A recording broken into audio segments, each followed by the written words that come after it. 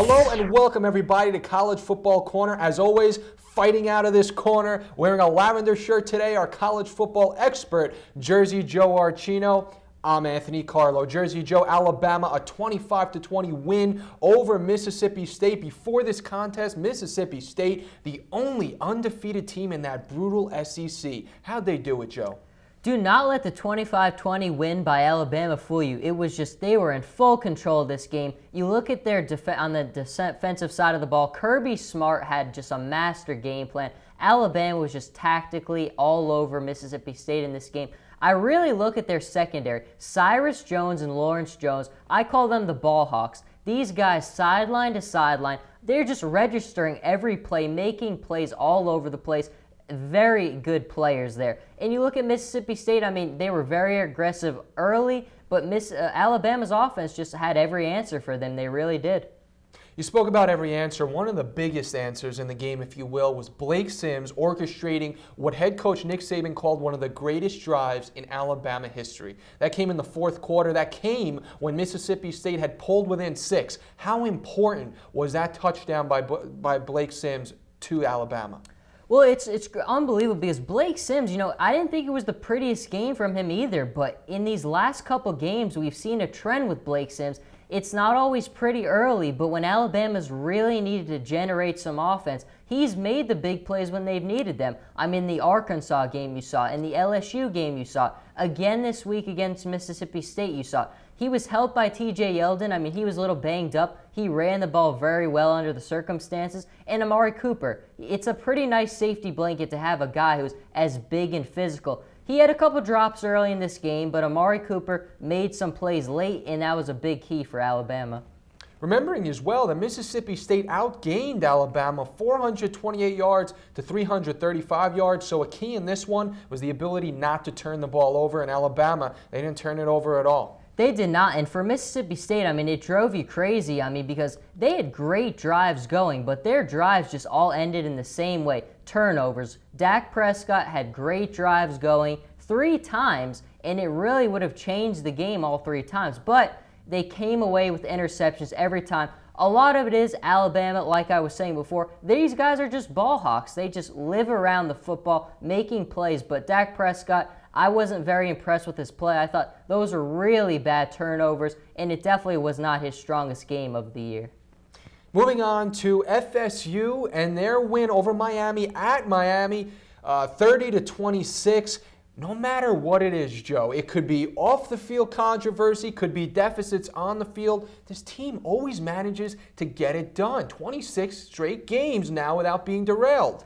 I mean, it's funny. I feel like we're on the show every single week saying the same thing about Florida State, but, something has to be said about a team that just has that kind of strength in them. They've been down so many times this year, but they always find ways to get it done. Love him or hate him, Jameis Winston is just a guy who, when the game is on the line and you really need to generate those plays at the end, he's the guy who always delivers. The running game for Florida State had struggled, but that helped them out a little bit. But I want to give Miami a little bit of credit in this game because for a true freshman like Brad Kaya to come in this game and really just give it a heck of an effort, he played an extremely good game, and Miami is absolutely on the rise with Brad Kaya at quarterback. Seminoles in a spot to contend for yet another national title. Jameis Winston, as you mentioned, tossed for over 300 yards in that game. Jersey Joe, give me your top 4 college rankings at this point. Top 4, I think a lot of people are set on the top 3. Number 1, I've got to go with Florida State. Like we were just saying, it hasn't always been pretty, but there's something to say about them for being able to just continuously win. They haven't lost in 2 seasons. That means something to me. Their last 2 games against Boston College and Florida, I don't think there's any way that they lose those 2 games. Who knows? They're probably going to be down, and then it's going to come out, and they will get the victory. And then you look ahead to the ACC championship game, they'll most likely be playing Georgia Tech and Duke. Now, Georgia Tech and Duke are both good football teams, but they really don't present a supreme challenge to Florida State. I think Florida State is in business heading the rest of the way. Okay, your number 2 spot, Joe. Number 2, you got to go with Alabama. Alabama's just shown that they are really hitting their stride. They're at the right time. Defensively, they are just outstanding. Blake Sims is getting better. But the rest of their schedule, Western Carolina this week. Let's be honest, it's Western Carolina. It's not a challenge at all. And finally, rivalry week, the game against Auburn. Now, that is going to be a very good matchup. I think we saw from this week with Auburn, though, they're kind of a little flat defensively. Auburn is just not very good this year. Their offense is kind of struggling right now.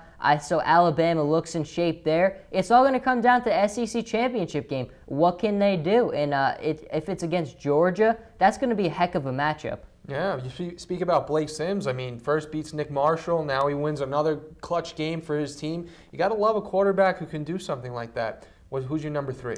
Going with number 3, you've got to go with the Oregon Ducks. Now, Oregon had a bye this week, but I think this is very important for Oregon to have a bye this late, because Marcus Mariota has been phenomenal this year, but he has been sacked a lot. The offensive line of Oregon has really struggled this year. I think Mariota really needed this bye week to kind of rest up and gear himself for the final stretch of the season. The last 2 games against Colorado and Oregon State. Now, Oregon State's not a team you can sleep on. We saw this weekend beating a very good Arizona State team at home. So Oregon State will present a challenge, but I think Oregon is in business. This bye will help Marcus Mariota rest up for the last stretch. The Pac-12 championship game looking like it's either going to be USC, UCLA, or Arizona State. I think in any of those opponents' case, Oregon is going to be locked in at that 3 spot the rest of the way.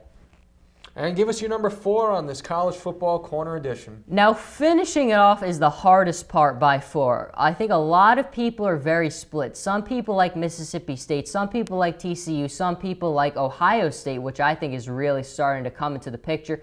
I got to lock my 4-1 in right now with Mississippi State. TCU I did initially have, but I switched it.